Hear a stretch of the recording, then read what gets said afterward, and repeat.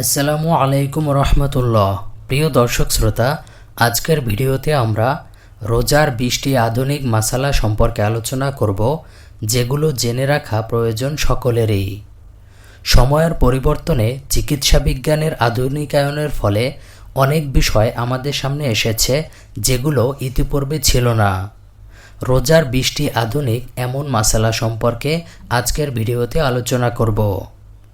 1 নম্বর, injection নিলে রোজা ভাঙবে না।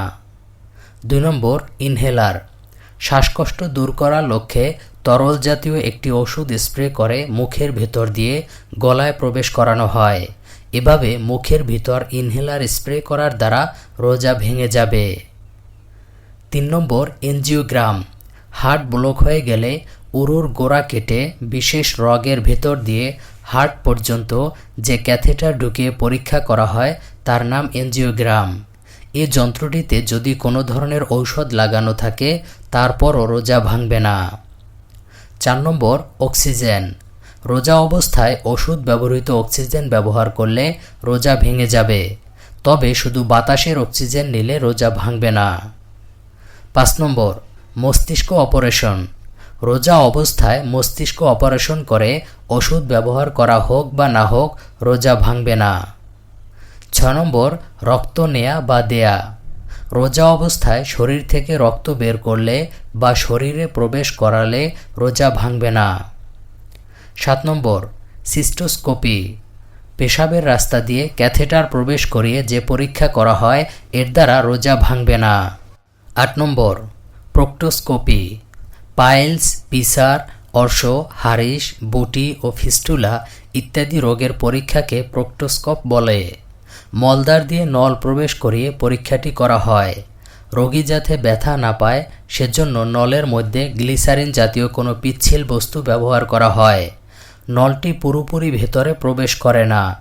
চিকিৎসকদের মতে ওই পিচ্ছিল বস্তুটি নলের সঙ্গে মিশে থাকে এবং নলের সঙ্গেই বেরিয়ে আসে, ভেতরে থাকে না, আর থাকলেও তা পরবর্তীতে বেরিয়ে আসে।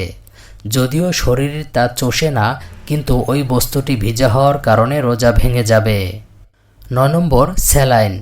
স্যালাইন নেওয়া হয় রগে, আর রগ যেহেতু রোজা ভঙ্গ হওয়ার গ্রহণযোগ্য রাস্তা নয়, তাই স্যালাইন নিলে রোজা ভাঙবে না, তবে রোজার কষ্ট লাঘবের জন্য স্যালাইন নেওয়া মাকরুহ। 10 নম্বর, টিকা নেয়া। টিকা নিলে রোজা ভাঙবে না, কারণ টিকা রোজা ভঙ্গ হওয়ার গ্রহণযোগ্য রাস্তায় ব্যবহার করা হয় না। 11 নম্বর, ঢুস লাগানো। ঢুস মলদ্বারের মাধ্যমে দেহের ভেতরে প্রবেশ করে, তাই ঢুস নিলে রোজা ভেঙে যাবে। ঢুস যে জায়গা বা রাস্তা দিয়ে প্রবেশ করে, এই জায়গা বা রাস্তা রোজা ভঙ্গ হওয়ার গ্রহণযোগ্য স্থান। 12 নম্বর, ইনসুলিন গ্রহণ করা। ইনসুলিন নিলে রোজা ভাঙবে না, কারণ ইনসুলিন রোজা ভঙ্গ হওয়ার গ্রহণযোগ্য রাস্তা দিয়ে প্রবেশ করে না এবং গ্রহণযোগ্য খালি জায়গায় প্রবেশ করে না। 13 নম্বর, দাঁত তোলা। রোজা অবস্থায় একান্ত প্রয়োজন হলে দাঁত তোলা জায়েজ আছে, তবে অতি প্রয়োজন না হলে এমনটা করা মাকরুহ। ওষুধ যদি গলায় চলে যায় অথবা থুথু থেকে বেশি অথবা সমপরিমাণ রক্ত যদি গলায় যায় তাহলে রোজা ভেঙে যাবে। 14 নম্বর, পেস্ট বা টুথ পাউডার ব্যবহার করা। রোজা অবস্থায় দিনের বেলায় টুথ পাউডার, পেস্ট, মাজন ইত্যাদি ব্যবহার করা মাকরুহ, কিন্তু গলায় পৌঁছালে রোজা ভেঙে যাবে। 15 নম্বর, মেসওয়াক করা।